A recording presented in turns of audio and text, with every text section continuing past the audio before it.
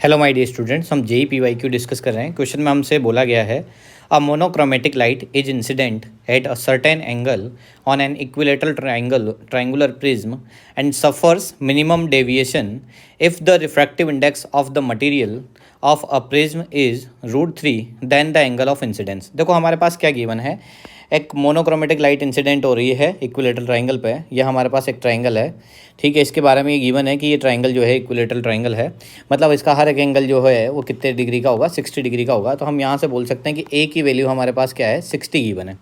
Okay, suffers a minimum deviation if the refractive index of a material, refractive index of the material means prism का जो refractive index है वो हमारे पास कितना है, √3 गिवन है। Then the angle of incident I, ठीक है, आई इंसिडेंट है। तो हम जानते हैं बेटा किसी भी लाइट प्रिज्म पे लाइट रे इंसिडेंट होती है, तो ये लाइट रे इंसिडेंट हुई, ये हमारा नॉर्मल बना दिया हमने, ठीक है। यहाँ पर ये लाइट रे रिफ्रैक्ट हो गई, ठीक है। फिर से यहाँ पर सेकंड सरफेस पे हमने ये नॉर्मल बना दिया और ये लाइट रे यहाँ से भी क्या होगी, इमर्जेंट हो गई। तो यहाँ नॉर्मल और इंसिडेंट रे के बीच में जो एंगल बनता है वो आई बनता है, और नॉर्मल और इमर्जेंट रे के बीच में ई बनेगा। यहाँ पर एंगल बनता है R1 और यहाँ पर ये वाला एंगल बनता है R2। ओके, तो ये R1 और R2 जो है वो रिफ्रैक्टेड एंगल होते हैं, और हम जानते हैं यहाँ से हमारे पास R1 + R2 = क्या होता है बेटा, A।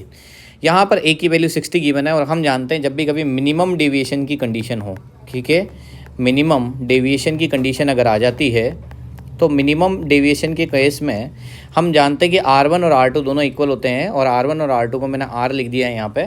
तो यहाँ पर ये किसके बराबर हो जाएगा, A, मीन्स 2R = कितना हो जाएगा, A। तो यहाँ पर 2R = A की वैल्यू कितनी है हमारे पास, 60 डिग्री गिवन है।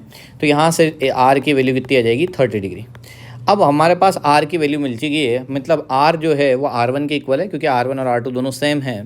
तो यहाँ से मुझे किसकी वैल्यू निकालनी, I की। तो मैं क्या कर रहा हूँ, ये जो हमारी फर्स्ट सरफेस है, इस फर्स्ट सरफेस पे स्नेल्स लॉ लगा देता हूँ। तो देखो यहाँ पर आपको सरफेस दिखाई दे रही है, मैं यहाँ पर, ठीक है, स्नेल्स लॉ यूज़ कर रहा हूँ फर्स्ट सरफेस पे, ठीक है। तो एट यहाँ पर फर्स्ट सरफेस पे बात कर लेते हैं। तो फर्स्ट सरफेस की अगर हम बात करें, तो फर्स्ट सरफेस पे मैं यहाँ पर स्नेल्स लॉ लगा रहा हूँ। तो स्नेल्स लॉ बोलता है हमारा μ1 sin I = होता है μ2 sin R। तो यहाँ पर देखो μ1 जो है वो एयर है, तो μ1 ले लेता हूँ रिफ्रैक्टिव इंडेक्स, और ठीक है, यहाँ पर sin I = μ2 refractive index of prism जो है वो हमें कितना दे रखा है, √3 गिवन है, और यहाँ पर क्या हो जाएगा, sin R। तो यहाँ से हम बोल सकते हैं कि sin I = √3 times of sin R, और sin R की वैल्यू 30 दे रखी है, तो sin 30 की वैल्यू कितनी हो जाएगी, 1/2। R की वैल्यू हमारे पास 30 है, तो यहाँ 30 पुट करेंगे, तो यहाँ sin 30 की वैल्यू कितनी हो जाएगी, 1/2।